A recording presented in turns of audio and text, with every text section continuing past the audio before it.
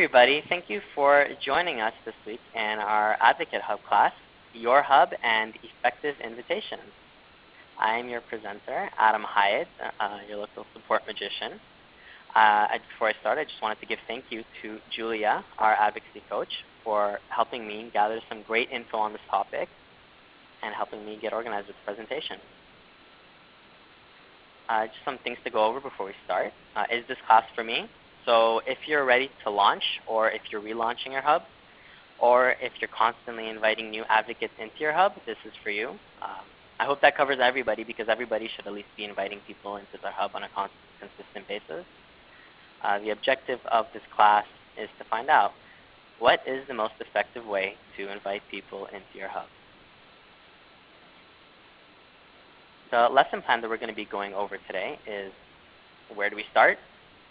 Who is your audience? What's your strategy? What are some best practices? How can you be effective? And how can you use your data to improve? I also have a great treat. We have 3 awesome guest speakers joining us today. They'll be coming in throughout the presentation to offer their amazing insights on their programs and their Advocate Hub. So I'm very excited for that. Now let's get going. Where do we start? This lady on the left doesn't know, so we're going to help her out. This class will be relevant to you, like I said, if you're relaunching or if you're preparing to launch, and if you want to maintain a consistent flow of new advocates. This is important because we did a lot of research and we found that the hubs that were most successful in maintaining engagement and having a high number of user activity were the ones that kept a consistent flow of engagement. It's great to have an awesome launch and to get a lot of people excited, but to maintain the momentum, you've got to consistently put new customers into your hub. That's the best way to guarantee success. This matters because mastering invitations is going to turn your lonely hub, like the one we see in the picture on the left, to the hub, which is going to be an awesome central for all your customers, kind of like the picture on the right. We're going to be looking at new advocates. And who are these new advocates? You got to ask yourself, who will these new advocates be? How are you planning to reach them? You have to make a strategy and go from it from the start. You need a strategy for your launch. You need a strategy for your relaunch. You need a strategy for inviting people into your hub after your launch. And you need a way to improve what you've been doing in case it's not working. The ways that you can identify who to invite, I'm going to give you 2 tips right now. We have one great method, which would be tapping into your support portal. As a support magician, I can guarantee that we have the lowdown on customers. We know who's happy, who's not that happy, who we can help, who needs assistance more than others, and who's going to be a great advocate. If you tap into your support magicians or customer service representatives, whatever they're called, they can provide some great insights on who you should be involved with. They can provide you with leads on who to contact. And another great way to benefit from this will be adding a join code to your hub into their signatures. This would ensure that it has a wide reach, and the customers that are most involved with your product, the ones talking to support, are going to be seeing your hub. Another way to do this would be to use Advocate Anywhere. You can use this to find your NPS score. That's your Net Promoter Score. This widget will be added to your website, and customers can rate you from 1 to 10. And I already know that you're all 10s, and I'm sure that many of your customers know that you're 10s as well. So you'll be able to identify those top customers who would love you the most and who would want to advocate for you, and you'll be able to invite them to your hub. And this is great. You can do this with a few different methods. You can invite them with a few different methods. One of them is to invite them from the actual hub using this nifty invite/upgrade button you can find on the nominee page. Or you can use marketing automation software such as Eloqua, Acton, or Marketo. These are the 2 ways which you can invite customers into your hub.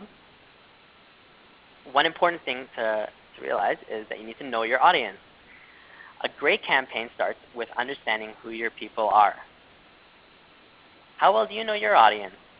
You need to brainstorm what motivates them. One example is, let's say that your audience is made up of the sales division. You have tons and tons of salespeople as advocates, You need to know what will attract them. You need to know what's going to make them want to join your hub. You can do this through different ways. One is to talk to your sales department. They can provide insight on what they like, and that can likely translate into what your potential advocates would like.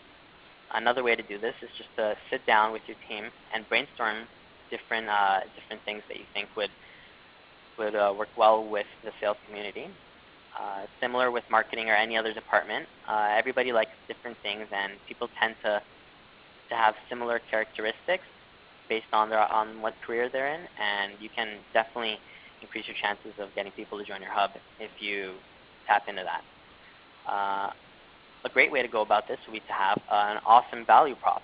So a value prop would be anything that can attract these people while you're inviting them. And everybody has different value props, different things that will be great to them. What's awesome to a C-level might be different for a manager and a staff. One example is in VIP, gift cards were a big hit. That worked a lot with the staff and the managers of our hub. C-levels, on the other hand, prefer more of being known as thought leaders in their sector. They prefer to be known. They want to get the recognition. C-levels really aspire for something different than managers and staff. So you really got to key into these differences when you're planning out a recruitment campaign. One hint is who should the invites come from? The invite should definitely come from somebody that the person already knows. Using a familiar email will generate a feeling of familiarity, which will entice trust into your customers. If your customers get an email from Bob at yourcompany.com and they don't know who Bob is, they might not open it. They might be like, push it aside. But if they get an email from their account manager, for example, and they have a great relationship with that person, then that can really change things up and get people excited to open the email, read the content, and believe it. So I'd like to welcome one of our amazing guest speakers. Her name is Jessica Bundy. She is from Iron Mountain, and she is in charge of customer marketing. Jessica, the stage is all yours. Thanks, Adam. We actually just launched our AdvocateHub about a week and a half ago. So some of this is definitely my experience just in the past few months of launching it. So you can go to the next slide, Adam. So one of the biggest challenges we had after getting our corporate buy-in for Influitive was figuring out what kind of customers we wanted to target. So we have 160,000 customer accounts. So within those customer accounts, we could have one user of Iron Mountain Services, or we could have 10 users of Iron Mountain Services. So we have a ton of customers out there. So we really wanted to make sure that we were targeting the right type of organization, the right type of person, the right level. So we can serve anywhere from large financial firms. We serve healthcare organizations, and we serve some small local businesses. So what we wanted to do was really make sure we were targeting the right person.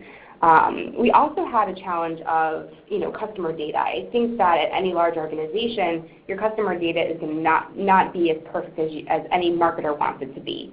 And thirdly, one of our challenges was that we have over 1,000 sales reps in North America alone, which could be great, that could be awesome, but a lot of our sales reps are, maybe like yours, maybe not that interested in customer engagement, don't really understand what customer advocacy is, let alone what this online community is capable of. So we really had to step back and ask ourselves, what do we want to get out of this, and how do we even start to navigate this process? After some careful deliberation, we decided that we wanted to segment two target audiences. We have a pool of 850 customer references already at our hands, and we also had a list of annual industry conference attendees. Our game plan was to build advocacy with the customers who were already technically advocates, and then build those up into higher roles and interface with them at the conference and really grow the program through using those customers. You can go to the next slide. So with our expectations in place, our target from 160,000 customers went down to a much, much more manageable pool of 1,500 customers. But then another kind of obstacle was put in our place. With new U.S. regulations and Canadian laws, we need to make sure our email lists are in compliance with unsubscribe lists. Luckily, we have a dedicated Eloquent team at Iron Mountain specifically working on this type of compliance, making sure our marketing emails are up to date and in compliance. So I had to meet with them, and I would definitely recommend all of you reaching out to your teams if you have them. Explain to them what we were trying to do and trying to get their support and their buy-in, to be honest. We were facing some strict guidelines on what we could and couldn't do when it comes to these marketing emails, and it actually turns out that we had to wait 3 weeks to send out the invitations due to other mass communications going out. So that was something that I wasn't really expecting, that I would definitely, if you work in a corporation like I do with a lot of emails going back and forth and a dedicated marketing team, definitely reach out to your Eloquent team as quickly as possible, or any other team that does your marketing automated emails, and get them on board earlier rather than later. Once our Eloquent team got the list of 1,500 customers, it turned out that only about 850 were actually eligible to get this email invitation because the rest had opted out of our email. So that was definitely something that I wasn't expecting, and something definitely to plan for in the future. We can go to the next slide. So with 850 customers, then we had to actually think about, so how do we target all these customers who are coming from different industries? They use different solutions that we have. They have different services. They all have different needs. As you can see in the slide, we have a bunch of different industries, and we have a bunch of different solutions that we offer. And so with that challenge in place, we looked to start with our main service line. So that's records management, which has been our longest standing solution that we have. So we're focusing currently on that, and we're speaking generally. So we're not talking to the financial industry, we're not talking to the healthcare industry. We have a lot of material that we can, and eventually in the next month or two we want to speak generally to those specific people. But as we were rolling this out, we knew we had to be a little bit more broad and able to, so that we could bring people in. We're definitely just a work in progress. We launched on September 4th, so I know we're going to have many, many more lessons learned. But these are a few of the things that I faced when we were going through our launch. So hopefully that was helpful.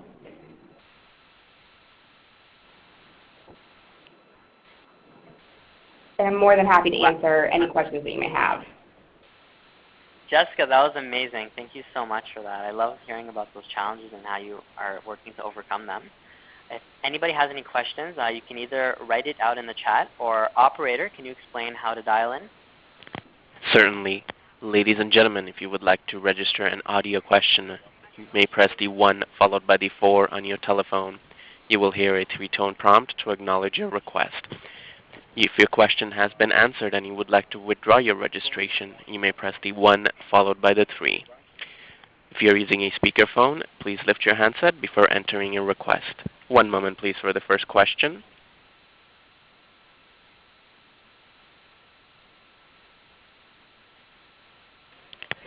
Ladies and gentlemen, once again, as a reminder, to register for an audio question, press the 1, 4.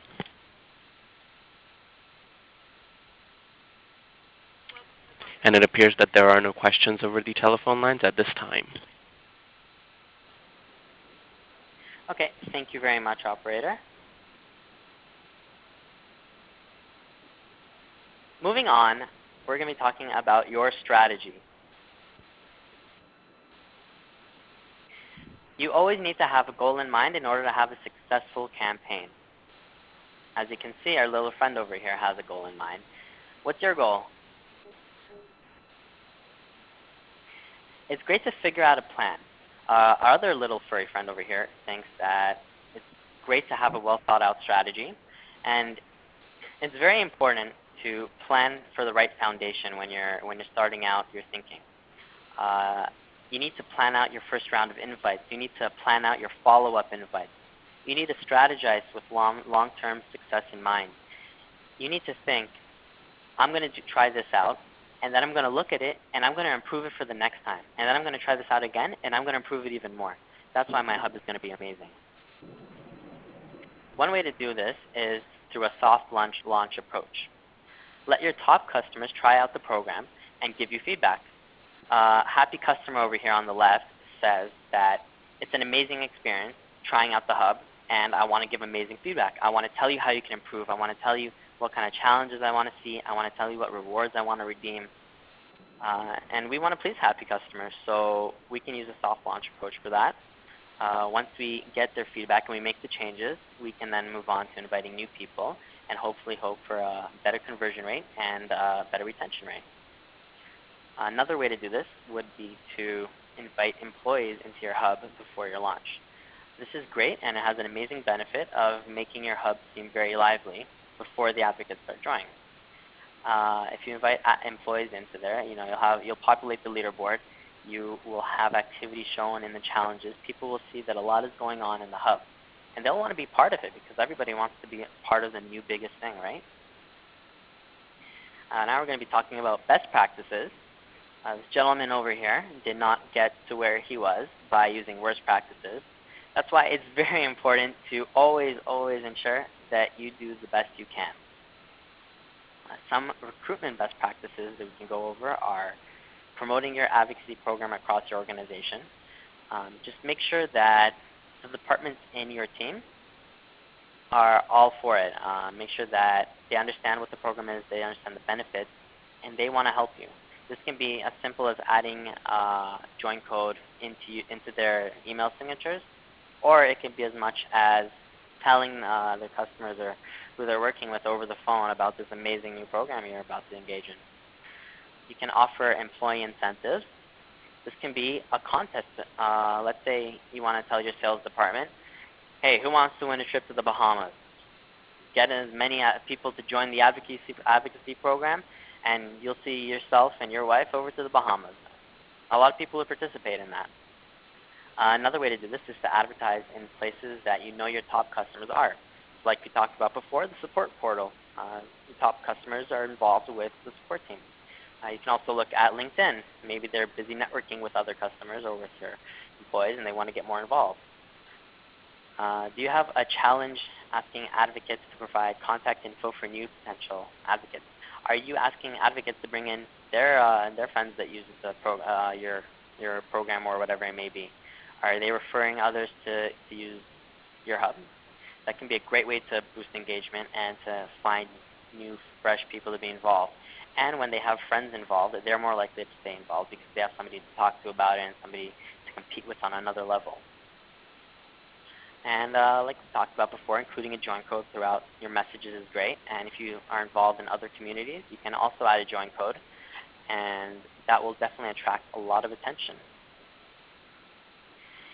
Invitation best practices. There is magic with emails. Your potential advocates get a ton of emails every day, just like Lucy in the picture. They can be reaching for the way out of the little sea of emails, and they're not just going to pick out your email or somebody else's email. They're going to pick the one that stands out. They're going to pick out the diamond. So you got to make sure that your email is a diamond. You need your email to stand out, whether it's a catchy subject or a familiar sender. You need something that's going to make them look at the email and say, wow, I have to open that. Some tips for email superstars by a friend on the left. These all came from him. You can create an email checklist that makes sure you use a catchy headline. You can promote the exclusivity of the program. You can include a great value prop in your email. You can include multiple clear call to actions that will attract attention to your join code or to your registration link. You can use images, bullet points, and special formatting to make your email perfectly designed to attract the reader's attention. And you can use jargon. Or wait, should you use jargon? Of course not. Ain't nobody got time for jargon. Forget jargon. It's not on your mind. Your customers aren't going to know what a hub is. Use simple terms. For example, instead of saying challenge, you can use activity, something that they'll understand. And now I'd like to welcome in our next amazing guest speaker. This is Jessica Mitchell, who works for Smart Tech, and I'm very excited to hear what she has to say. Whenever you're ready, Hi, Jessica. everyone. Hi everyone. As I mentioned, I work for Smart Technologies, and we make interactive flat panels and smart room systems for Microsoft Lync on the enterprise side of our business. I recently launched my program about a month ago called Smart Collaboration Champions. The various ways I invite our customers into our program include social media and blog posts, hoping to get any customers who are on our channels into the program. I have web banners on pages that I think customers will be on, so that includes our services and support pages. I have a Net Promoters list of promoters who have rated us a 7 or above, and I constantly refresh that for when we get more. I also leverage sales to encourage participation. So one of the main ways I do this is I leverage an internal report that comes out weekly of wins that we've had, and then I reach out to that salesperson and say, hey, congratulations, you won said account. Can I invite this customer into my advocacy program? And oh, by the way, are there other customers that I can invite? So I'm constantly bugging them and am annoying them to try and encourage them to get customers into the program. I'm also launching an internal competition in October amongst our customer-facing teams, and the main purpose of that is to drive awareness internally about the program I'm running, and the winner will get a prize. I probably don't have budget for that trip to the Bahamas, but it'll be a prize nonetheless. And then we also run tech trial and beta seeding programs prior to launching new products. So the purpose of those programs is to get our products into the hands of customers prior to launching and get their feedback to ensure that our products are up to speed when we do launch. So what I've done is I've invited those participants into my program so that I can get testimonials prior to launch. And then I also had a list of customers that have provided testimonials in the past and that we work with on a fairly regular basis for evidence activities, so I've invited them into my program as well. And that's it. If anyone has any questions, I'd be happy to answer them. Operator, can you check if there are any questions, please? Certainly. Ladies and gentlemen, as a reminder, to register an audio question, you may press the 1 followed by the 4.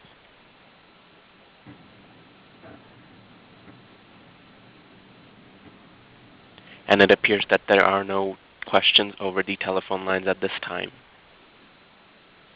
Thank you, Operator.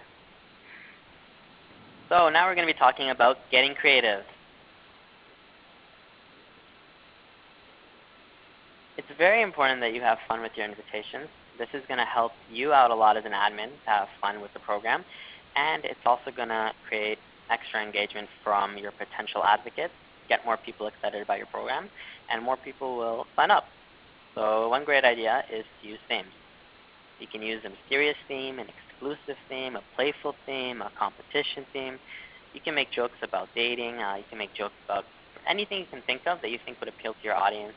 Just be creative, let go with it, and see what works. It's always good to try and unique things that will stand out to your potential customers. You can use a mix of email invites to do this.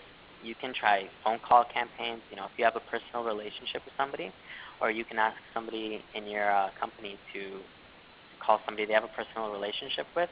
This can go a long way. People really appreciate the extra effort. Another thing you could do is try sending mail, but not email this time. We're talking about real mail, the postcard kind of mail. This would be a great way to show that you're different. Right now, when people check their mail, typically they're seeing less and less things. More bills are going online, more promotions are going online, more thank you notes are going online. They maybe need something different than pizza coupons, and that's where you can come in. You can let your advocates know that you appreciate. Your potential advocates know that you appreciate them being customers. You can try a cool barcode contest or maybe a scratch and win contest. Try to print out things that will get their attention, not just through emails. Another thing is that people like watching videos. So why not introduce yourself and the program in a video? You can talk about highlights. You can use a value prop. You can dress up. You can do something that's creative and will attract attention and get a lot of people excited about your program through video. And a lot of the time, it's going to be easier for them to watch a video than reading an email when they spend most of the days reading and going through emails and doing work like that. It could be a nice break for them, and it could definitely win some attention for you. Now, using your data. Over here on the screen, we see Data Man, and he's very upset because somebody put a no data sign over him. And he wants to tell us that there's data for a reason, so use it. Marketing automation is an A+ program. It is a good idea to send invites, and you can do this. You can do this from the hub, but if you use marketing automation software, you'll have a lot more control of statistics and data, so that might be a good idea. Why marketing automation rocks. It lets you track deliverability, open rates, click-through rates, and other statistics which will help you figure out what's going on with your campaign. It'll help you understand what's working, what's not working, what you need to improve.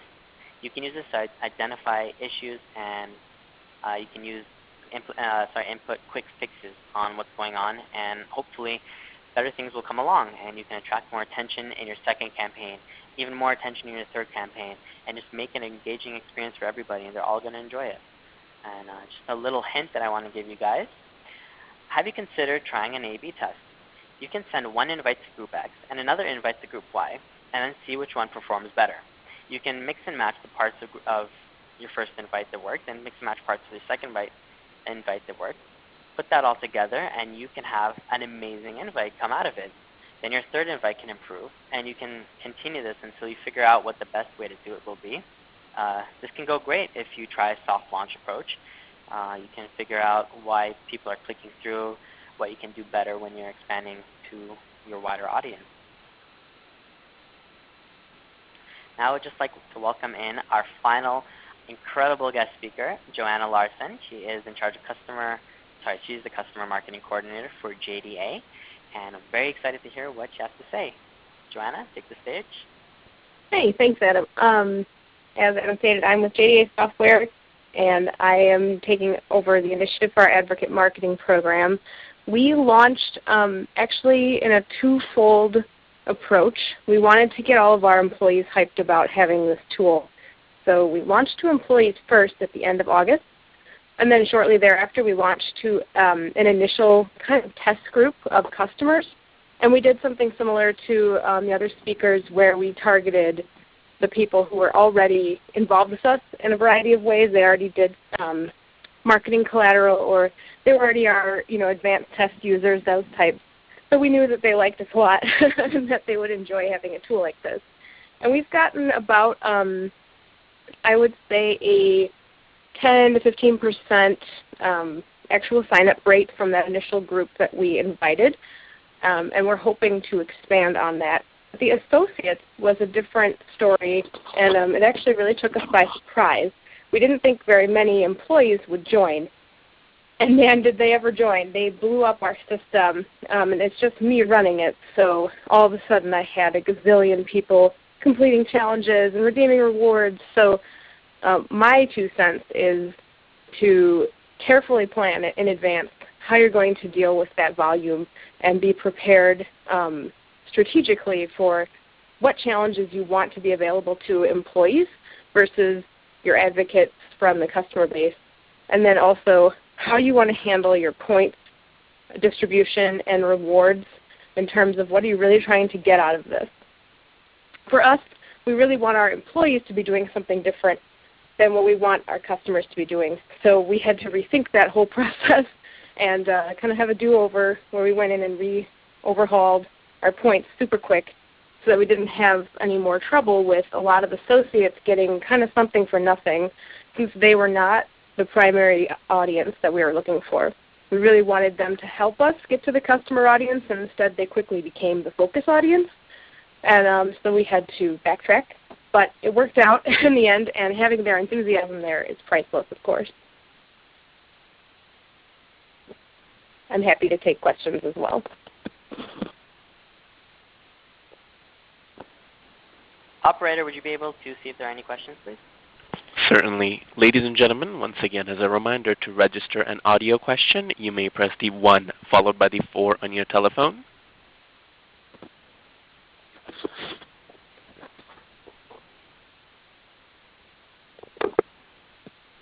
And it appears that we have no questions over the telephones at this time. Sorry, Joanna, I think we have a question from Bo. Wow, you're doing a lot of different tactics to get people in, and what's working the best? Oh, I forgot to mention, that's a good question. So we're also using our marketing automation tool. We have Marketo, and we are synced with that as well as Salesforce. So I think so far our immediate first strategy was just to send, sort of a blast email to the group, and that's really all we've had a chance to try. But it worked relatively well for the small group, and now our plan is to do more personal follow-ups using the account representatives that are assigned to each of the accounts. We're going to do a second wave to the group that we already invited for customers, and anyone who didn't bite the first time, we're going to send them a more personal follow-up from someone that they know, because some of them know me, which is who the emails come from, but some of them don't. So we're hoping that if it comes from their account manager, that then they'll say, oh, this is someone I know, just like Adam was talking about, and that they might actually join. We have a lot of other follow-up, like plan C, D, E, and F if that doesn't work. But it has been a really interesting multi-process invitation procedure. Mike, I'm going to get to your question soon. Just another one for Joanna. Does Joanna only use Marketo or a combination of the Hub and Marketo to send out emails? That's good too. So far, for the associates, the employees, we call them associates, sorry. Our employees, we sent just an email listserv invitation because we weren't too concerned with tracking their clicks and who joined. But for the customers, so far we've just been sending all the invitations through Marketo. However, we do plan, if we are ever going to send what we would consider to be like a one-off invitation where it was just to a specific person, we would use the built-in nomination forms submission style inside the Hub. But for larger groups of like anybody more than 30, we'll do Marketo, and then just individuals from within the Hub. And then we'll also be using join codes. That's our main source, is we set up a join code for each one that we send. So once we hopefully get more of our employees participating in like a cultivational role where they help us get more advocates, we can provide people with their own join code, especially like our support team. And that way we'll be able to tell where those advocates came from. It's amazing. Thank you. Almost wrapping up here. I just have one final hint that I want to share with you. Just because something works for one person doesn't mean it will work for another. There are many examples of one Hub finding extreme success with one campaign and another Hub struggling with a very similar campaign. The most you can do is utilize as much advice as you can, and then use data to see what works and what doesn't. You can never be hard on yourself if something doesn't work out. All you can do is look at why it didn't work and figure out, what can I do to make this better? How do I prove this? You can use data to do this. You can use feedback to do this. Brainstorm with your team members. Talk with your advocacy coach. There's always ways to improve. And just because something doesn't work once doesn't mean it won't work the second time or the third time. And that's my final hint. And I'm just going to move on to questions for myself. I have one from Mike. If you use a link to invite an unknown contact user, does it create a record in Salesforce? And no, unfortunately, it does not create a record in Salesforce. If anybody has any questions for me, please write it out in the chat. Or operator, will you be able to take any questions in the phone call? Ladies and gentlemen, as a reminder, to register for an audio question, you may press the 1 followed by the 4.